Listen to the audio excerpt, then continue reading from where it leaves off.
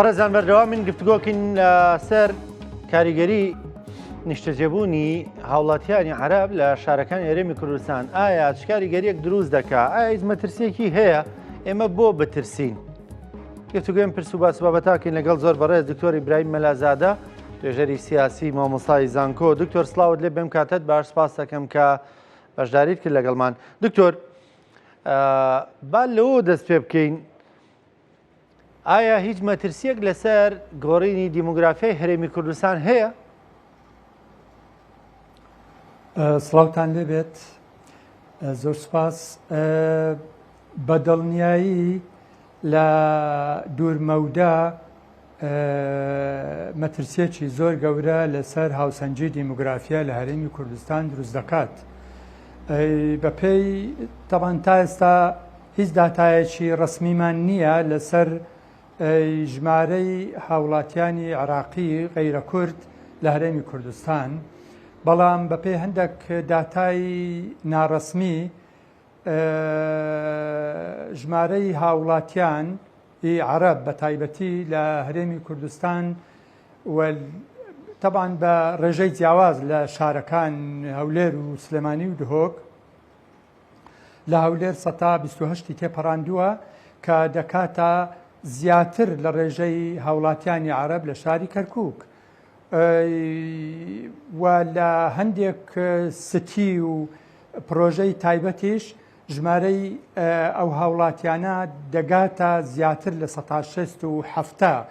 واتە کۆمەڵێک گیتۆ، کۆمەڵێک گەڕەکی تایبەت بەوان هاتوون دروستکراون یان ئەوان لی کۆبوونەتەوە. ئەمە لە دوورمەودا بە دڵنیایی کۆمەڵێک مەترسی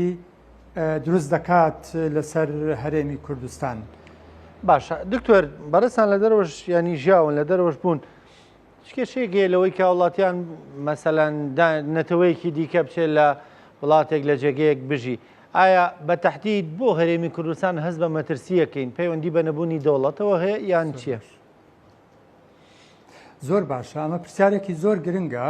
بۆی بزانین لەبەر چی ئەو مەترسیە هەیە. بێگومان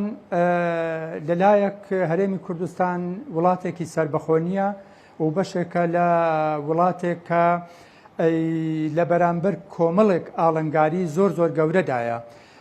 یەکێکیان تەقینەوەی ژمارە و ڕێژەی لەدایک بوونە لە عێراق کە بە شێوەیەکی زۆر مەترسیدار بەرەوسەرەوە دەڕوات بەبێ ئەوەی هیچ پلانێکی حکوومەتی عێراقی شەبێت بۆ ڕێکخستنی ئەو ڕێژە زیادە. دوو، باکووری عێراق ببورن، باشووری عێراق بەردەوام لە بەردەم ئاڵنگاری وشکە ساڵیدایە، یعنی ڕۆژ بە ڕۆژ خەڵک بەرە و باشوور دێت بۆ ئەوەی زیاتر لە مەترسیەکان دوورکەوێتەوە. و لە بەرامبەریشدا بێگومان لە هەرێمی کوردستان ڕێژەی لەدایک بوون بەردەوام لە کەمبوونەوەدایە. ئەمە بەخۆی لە خۆیدا جۆرێک لە ناهاوسەنجی زۆر مەترسیدار دروست دەکات ئەگەر تەنانەت هاوڵاتیانی عەرەبیش نێن بۆ منتیقا ئەم ناهاوسەنجی دروست دەکات. اینجا ئەگەر بێت و ئەم هاوڵاتیانە لە حاڵەتی وشکە ساڵی و لە حاڵەتی ئەم ڕێژە زیادەی کە لە باشووری عێراق ڕوودەدات، ئەوە بە دڵنیایی ئێمە لە بەردەم کۆمەڵێک ئاڵنگاری گەورەدا دەبین لە داهاتوو لە هەرێمی کوردستان. اینجا ئەگەر بێت و تۆ بەراوردی هەرێمی کوردستان بکەی بەرامبەر بە وڵاتانی ئەوروپا کە ڕێژەیەکی زۆر خەڵک دەڕوا بۆ ئەو وڵاتانە، بێگومان لەو وڵاتانە یەکەم سیاسەتێکی نیشتیمانی هەیە کە ئەو خەڵکەی ئەڕوات بۆ ئەو وڵاتانە بەپێی تەبعاً هەر وڵاتێک سیاسەتێکی تایبەت بەخۆی هەیە لە مەسەلەی گونجاندن کە بە ئینگلیزی پێ ئەڵێن ئینتەگریشن. ئێمە لە هەرێمی کوردستان بەداخەوە هیچ سیاسەتێکمان نییە، هەتا ئێستا هیچ سیاسەتێکی نیشتیمانی و هیچ سیاسەتێکی زمانمان نییە بۆ ئەوەی ئەو خەڵکانەی کە دێن بۆ هەرێمی کوردستان بە ناچاری دەبێ زمانی کوردی فێر بن. لە هەموو وڵاتانی ئەوروپا کە خاوەن سەروەری سربەخۆیانن کە هەتا ئێستاش ڕێژەی بیانی لە وڵاتانی ئەوروپا لە 5 و 6 و 7 تێپەڕی نەکردووە، بەڵام هیچ هاوڵاتێکی بیانی کە ئەڕوا بۆ ئەو وڵاتانە ناتوانێت تەنانەت دەبە ئاوێکیش بفرۆشێت هەتا فێری زمانی ئەو وڵاتە نەبیت هەتا فێری کولتور و گونجاندنی ئەو وڵاتە نەبیت لەبەرەوە ئەمە یەکێکە لەو مەترسیانەی کە لە هەرێمی کوردستان ئێمە ڕوبەڕووی ئەبینەوە بەداخەوە حکوومەتی هەرێمی کوردستان هەتا ئێستاکە هیچ سیاسەتێکی نیشتمانی هەر هیچ نەبێت ئەمن ئەو سیاسەتە نابینم سیاسەتێک بۆ ئەو خەڵکانی کە دێنە هەرێمی کوردستان کە دەبێت فێری زمانی کوردی بن اینجا بتوانن ئیشیان دەستکەوی و لە هەرێمی کوردستان بژین ئەمە لە وڵاتانی ئەوروپا شتیوان نییە تۆ بێت اینجا بە دڵنیایی شتی دیکەش هەیە پێویستە لە هەرێمی کوردستان طبعا لە کۆمەڵێک ئەو هەرێمانەی کە هەنە لە زۆر وڵاتانی دنیا بە تایبەتی لە وڵاتانی ئەوروپا هەندێک ئیستیسنائیات ینی هەندێک حاڵەتی ڕێزپەڕیان هەیە جیاوازە لەو یاسانەی کە لە وڵاتەکە بەڕێوە دەچیت ئەوان لە پێناو پاراستنی هاوسەنجی دیموگرافی لە هەرێمەکەی خۆیان ملکەتی یاساکانی وڵاتەکە نابن بەڵکو لە مەسلەی بەناوکردنی خانوو و عقارات و زەوی بە دڵنیایی ناهێڵن بە هیچ جۆرێک گەڕەکە کۆنەکان خانوو زەوی بە ناوی غەیری هاوڵاتیان و دانیشتوانانی ڕەسەنی ئەو هەرێمە بکرێت یان سیاسەتی ئەوەیان هەیە مەسەلەن لە 10 ساڵ هەتا 15 ساڵ هەر کەسێک لەو هەرێمە دابنیشێت ناتوانێت مافی بەناوکردنی خانوو زەوی و مڵچی نییە اینجا بە تایبەتیش زەوی و خانوو ئەوە هەر نابێت بە ناویان بکرێ بەڵکو فلات و ئەو پرۆژانەی کە هەیە ئەوانە حەقیان هەیە باش دکتۆر ڕەنگە ئێستا کەسێک بڵێ چۆن وڵاتێکی کورد دەتوانێت بچێت لە بەغدا مڵکێک بکڕێ بە ناوی بکە دەستوری عراقی ڕێگەی پێداوە وەکو وڵاتێکی عراقی لە هەر شوێنێکی عراق دەتوانێت بچێت نیشتە جێبێ ئێمە دەتوانین بۆ نمونە ڕێ لەمە بگرین ئەمە یەک دووەم ئەبەری کات کەمەوە ینی یەک دوو پرسیار بەیەکەوە دەکەم دووەم ینی ئایا ئێمە دەتوانین ڕێ لەوان بگرین بڵێ نابێت زاوزێتان زۆر بێ خێزانەکانتان ژمارەی زۆر بێ وەکو دەڵێ خێزانی کوردیش وەکو دەڵێ با ئازابێ بۆ خۆی مناڵی زۆر بخاتەوە بەڵێ ئەوە زۆر یەکەم شت دەستوری عراق لە مادەی 23 بڕگەی با دەڵێت هەر گرتبوونەوەیەک بە نیازی تێکدانی هاوسەنجی دیموگرافی لە هەر هەرێمێک و شارێک ڕێگە پێدراو نییە بەپێی ئەم بڕگەی دەستوریە هەرێمی کوردستان مافی ئەوەی هەیە مەسلەی هاتنی هاوڵاتیانی عەرەب بەو ڕێژەیە زۆرە سنووردار بکات و ڕێگای لێ بگرێت بە مەرجێک لە ناحیە و قەزاکان نەهێڵێت لە 108 تا 110 تێپەڕ بێت و لە شارەکانیش لە 115 زیاتر بێت ئەگەر ئەمە ڕوو بدات هەرێمی کوردستان بەرامبەر کێشەیەکی زۆر گەورەدا دەبێت لە ئایندا ئێمە ئێستا مەسلەی تعریب لە کەرکووک لە خانەقین و لە دیالە و لە مووسڵ کێشەی زۆر گەورن ئەوجا چجای وردە وردە ئێمە بین کێشەمان ببێتە هەرێمی کوردستان ڕەنگە مەسلەی زیادبوونی لەدایکبوونیش ئەمە کێشەی خۆیانە ئەگەر ئەوان هەڕەشەی هاوسەنجی دیموگرافی لە هەرێمی کوردستان نەکەن ئەوە پەیوەندی بە خۆیانەوە هەیە بەڵام ئێمە لە دوورمەودا ئێمە نەتەوەیەکی هەڕەشە لێکراوین بە پێی یەکێک لە توێژینەوەکان لە 100 ساڵی داهاتوودا ئەگەر بێت و هەرێمی کوردستان فریای خۆی نەکەوێت عەرەب دەبێتە ڕێژەی 167 لە هەرێمی کوردستان کورد دەبێتە کەمینە ئەمە مەترسێکی گەورەیە باشە دکتۆر ئەرکی کێ مەڕێک بخا ڕەنگە ئێستا دوکاندارێکی بەڕێز خاوەن مۆڵێکی بەڕێز بینەری من و تۆ بێ بڵێ دکتۆر ئەگەر عەرەب نەبێ ئێمە دەبێ مومان بازاڕ و دوکانەکانمان دابخەینە گەر جم و جۆڵی ئەوان نەبێ ئەوان موچەیان پێیە ئەوان پارەیان پێیە ئەوانن دەتوانن مڵک بکڕن کوردە داماوەکی خۆمان چی پێیە موچەیەک بەو حاڵە وەری دەگرێ بەشی چی دەکات تا جوڵە لە بازاڕدا دروست بکە بەڵێ ئەمەشیان پرسیارێکی گرنگە بێگومان ئەمە یەکەم ئەرچی حکوومەتەکە ئەم مەسەلەیە ڕێک بخات ئێستا ئێمە هاوڵاتێکی زۆر لە غەیری بڵێنهی باشووری عراق و ناوەڕاستی عراق لە هەرێمی کوردستان دەژین.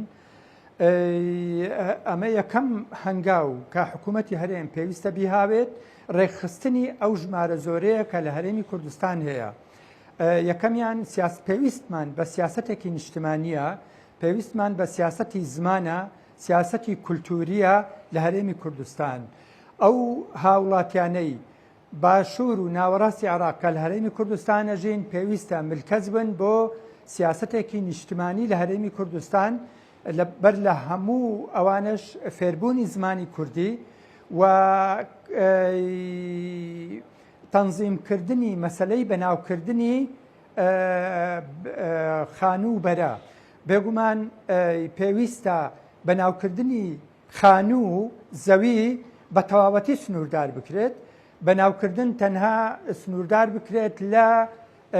لەو پرۆژانەی باڵاخانەکان، یعنی هیچ هاوڵاتیەکی غەیرە کورد نەک هەر عەرەب غەیرە کوردی هەرێمی کوردستان بۆی نەبێت زەوی بکڕێت، خانوو بکڕێت. خانووش ئەگەر بکڕێت تەنها دیوار و پەنجەرەکان بکڕێت، بۆی نییە زەوی عەردەکە بە هیچ زۆرێک. خانووش بۆ ماوەی 100 ساڵ یان 150 ساڵ بۆی هەبێ بکڕێت و ئەگەری نوێبوونەوەی کۆنتراکتەکەی بۆ هەبێت. بەڵام عەرد زەویەکە ئەوە مڵکی شارەوانی ئەو شارانەی هەرێمی کوردستانە بە هیچ زۆرێک نابێت بە ناوی هیچ هاوڵاتیەکی غەیری کوردی هەرێمی کوردستان بکرێت. مەسەلەی ئەو ڕێژە زۆرەش بێگومان وەکو گوتم پێویستی بەڕێکخستنە، پێویستی بەوەیە کە سیاسەتێکی نیشتمانی بۆ ئەم ڕێژە زۆرەیە دابدرێت، لیژنەیەکی تایبەتی باڵا لە هەرێمی کوردستان دروست بکرێ، یەکەم بۆ ڕێگەگرتن لە تێکچوونی هاوسەنجی دیموگرافی و بۆ ڕێکخستنی هەموو ئەو هاوڵاتیانش کە لە شوێنێک زۆرن لە شوێنێک کەمن ئەو هاوسەنجیەش لە ناوچەکان دروست بکرێت. دکتۆر دواپرسیارم ئای بۆ کوردانی خۆمان ئەوە دەزانین عەرەب کللتوری ئێمە وەرناگرێ و تێکەڵ بە کللتوری ئێمە نابێ. ئەی بۆ کوردانی خۆمانیان ئێستا کوردەکە خەریکە لە نێو کللتوریەواندا دەتوێتەوە بە جلو بەرگی بە بیرکردنەوەی بە ڕوئیای چ ژن چ پیاوانمان، ینی ئەمان خەریکە لە کللتوری ئەواندا دەتوێنەوە وەکو جۆرێک لە شانازیش وەری دەگرن، بە تایبەت تێکەڵی دەکەن بە بابەتە دینیەکان، ینی کللتوری عەرەبیان کردووە بەشێک لە ئاین و بە وەکو دەڵێ چاکەی دەزانن پەیڕەوی کللتوریەوان بکەن. بەڵێ ئەمە بەداخەوە ئەمە کێشەیەکی زۆر نەزۆکە، ینی دەتوانم بڵێم چارەسەری پرۆسەیەکی زۆر دوور و درێژی دەوێت. ئەمە کۆمەڵناسێک ناوی لێدەنێت قابلیەت بۆ داگیرکران. ئێمەی کورد بەداخەوە قابلیەتی یان ئامادەباشی داگیرکرانمان زۆرە، ئامادەباشیمان زۆرە بۆ ئەوەی داگیر بکرێن. بێگومان هۆکاری ئاینی هەیە، هۆکاری کۆمەڵایەتی هەیە، هۆکاری دەرونی هەیە. هاوڵاتیانی کورد بە حکمی ئەو 100 ساڵەی کە ڕوبەڕووی جینۆساید و ڕوبەڕووی شەڕی زۆر گەورە و کۆمەلگای دوای جەنگ و دوای جینۆسایدین، کاریگەریەکی ڕاستەوخۆی لەسەر سایکۆلۆژیا و دەرونی هاوڵاتیانی کورد کردووە. لەبەرەوە بێگومان فاکتەری دینیش لەو گۆڕە بێگومان کە جۆرێک لە تێگەیشتنی هەڵە هەیە لە مەسەلەی ئاین. هیچ نەتەوەیەک ئامادە نییە لە تایبەتمەندیەکانی نەتەوایەتی خۆی داببەزێت بەبێ ئەوەی کاریگەری لەسەر مەسەلەی ئاینداری هەبێت. مەسەلەی ئاین پەیوەندیەکی تایبەتە لە نێوان مرۆڤەکان و خوادا. هیچ پەیوەندی بەوە نییە تۆ بێت دەرگە و ماڵەکانی خۆت بکەیتەوە بۆ ئەوەی بێت خەڵکێکی دیکە بێن هاوسەنجی دیموگرافی لە وڵاتی تو لە نیشتمانی تو تێک بچێت. لەبەرەوە بەڕاستی ئەمە پێویستی بە شارەزایان بە کۆمەڵناسان بێن کار لەسەر ئەو بوارە بکەن کە هاوڵاتیانی کورد لە بەردەم داڕمانێکی سایکۆلۆژی خراپدان و هەر بەخۆشیە من تێزێکم هەیە بە ناوی هاو ئاینی ئێمە بەداخەوە هاو ئاینی وای کردووە کاتێک کە ڕوبەڕووی جینۆساید بووینەتەوە بەڵام ئەو لایەنەی کە جینۆسایدی کردووە دێت دەڵێ ئێمە هاو ئاینین ئێمە براین ئێمە نەبووین جینۆسایدمان کردووە بەڵکو دەسەڵاتێک بووە بەڵام ئەمە دەبێتە هۆکارێک بۆ ئەوەی هەموو ئەو ڕق و خۆپاراستنەی کە پێویستە دروست بکرێت لەلایەن هاوڵاتیانی کوردەوە یەکسەر بەتاڵ بکرێتەوە لە بەردەم مەسلەی وەهمی برایەتی ئاینی لە کاتێکدا ئەو ئێمەی جینۆساید کردووە جینۆساید بەمانایی لە ناوبردن بەمانای لە ناوبردننی بەشێک یا هەمووی نەتەوەیەک یان گرروپێکی نەتەوەیی لەبەرەوە ئەمە تێگەیشتنێکی زۆر هەڵەیە ئەرچی میدیایە ئەرچی